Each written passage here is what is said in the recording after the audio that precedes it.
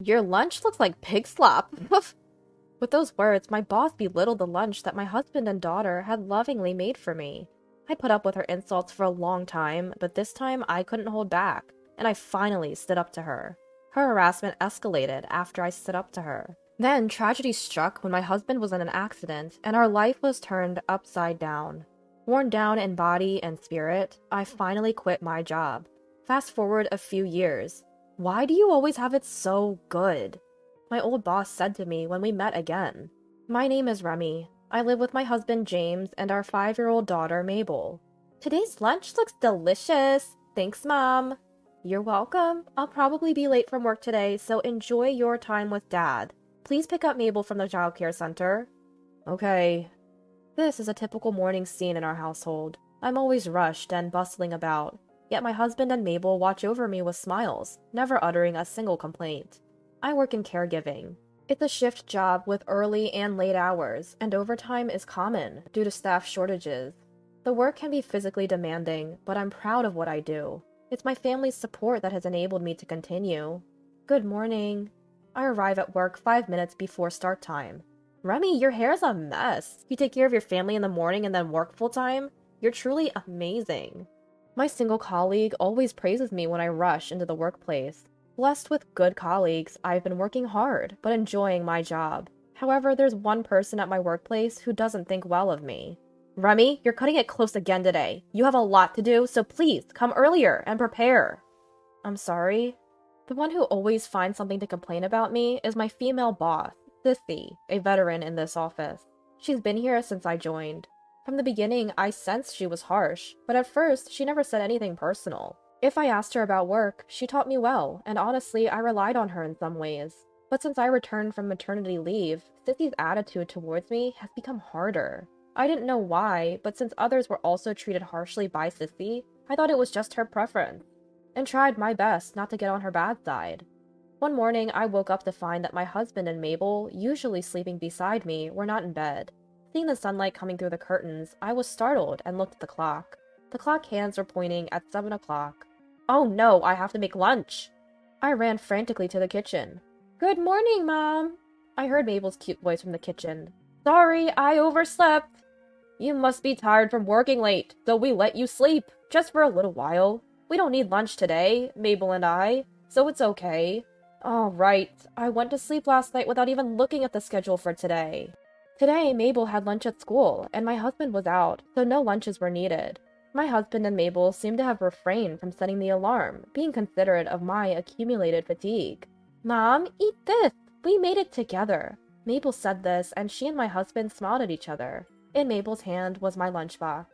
It was packed with sandwiches filled with boiled eggs, ham, cheese, and chicken, along with vegetable sticks and fruits. You two made this for me? I was so surprised that my voice cracked. Recently interested in cooking, Mabel often helps prepare meals, but she's only 5 years old. She can't use the stove or knife without me watching.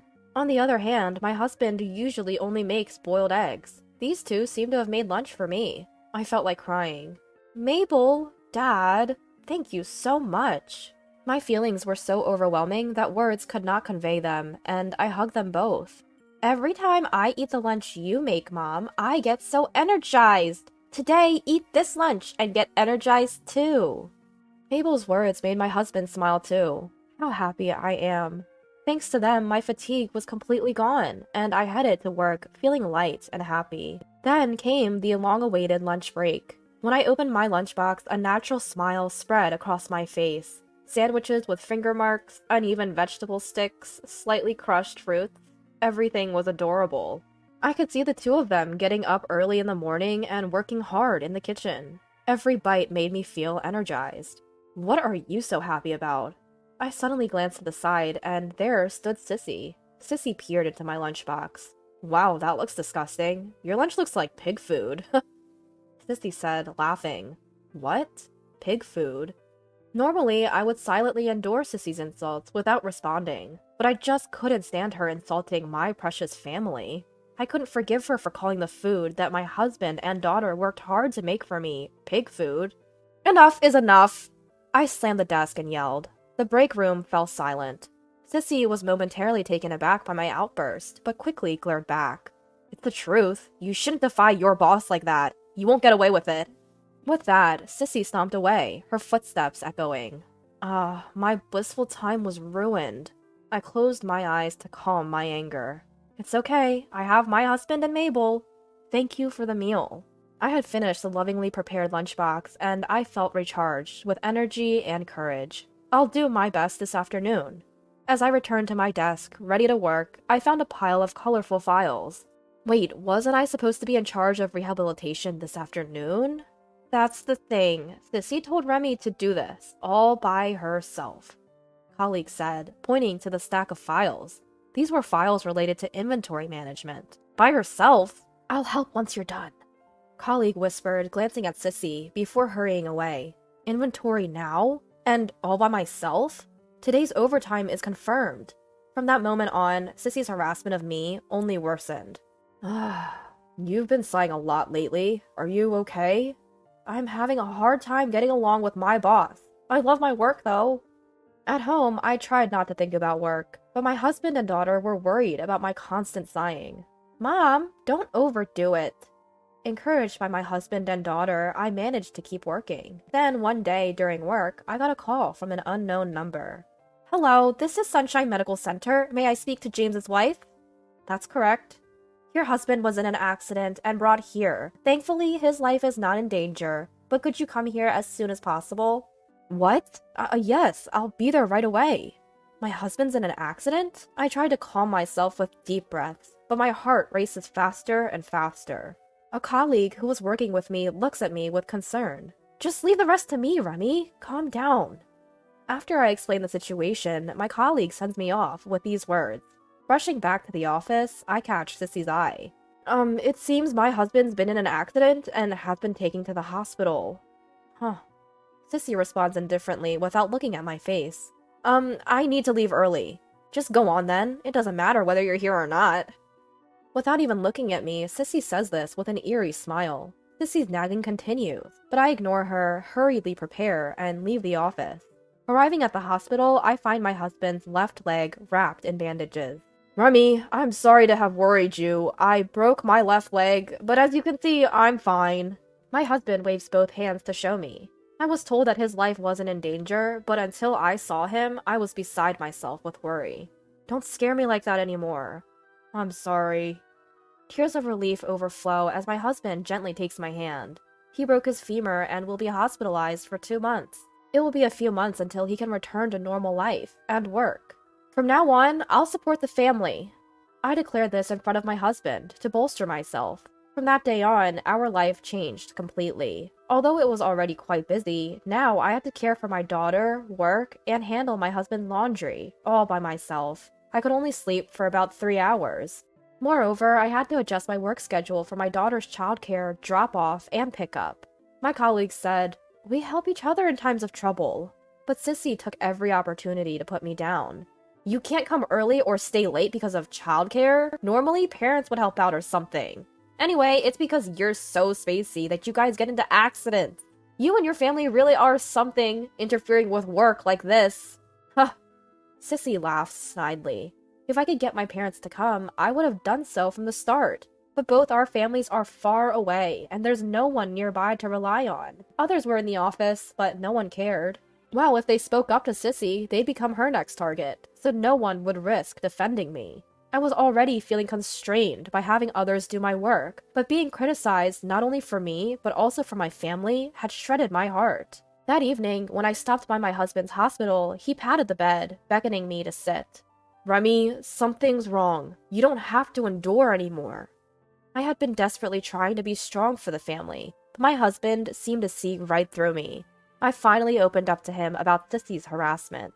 After hearing everything, my husband quietly said, Remy, don't push yourself anymore. How about resigning from that workplace? Money's not a concern. As long as you're smiling, our family will be happy. My husband's words began to heal my battered heart. James, thank you. With that, I submitted my resignation the next day. You're just quitting your job in the end, huh? Ignoring Sissy's nagging to the very end, I tidied up my belongings and left the company I had worked at for 10 years. With extra time on my hands, I started cooking with my daughter, accompanying my husband in his rehabilitation, and cherishing the time spent with my family. From the outside, it seemed like I was selflessly supporting my daughter and husband, but in reality, they were the ones helping me. Spending time with the two of them rejuvenated my stress-weakened heart, and I began to feel happy every day. Mom, let's bake cookies today! Sure, we ran out of butter, so let's go buy some. Now I have time to leisurely make sweets with Mabel after she gets back from the childcare center. Hoping for this blissful time to continue, I decided to seriously start studying. 4 years later, after finishing shopping and waiting for the elevator, I was called from behind. Remy, long time no see. A familiar voice. My body twitched in response. Turning around, the voice indeed belonged to my former boss, Sissy. I was at a loss for words, but Sissy continued. I live on the top floor here. Oh, really? I had been tense until then, but Sissy's words made my lips loosen. I shifted into work mode. Thank you for renting from us. What do you mean? Sissy couldn't understand my words. The owner of this high-rise condo is my husband. What are you talking about? Sissy's eyes darted around. In fact, my husband had bought this high-rise condominium when it was newly built 4 years ago. Then, right after that, he had an accident. While he was hospitalized, I quit my job and started studying frantically, taking over the owner's duties for the condo in place of my husband. Feeling suited for the owner's role, I continued to support my husband, even after he was discharged. I continued my studies, and now I own and manage a condominium myself.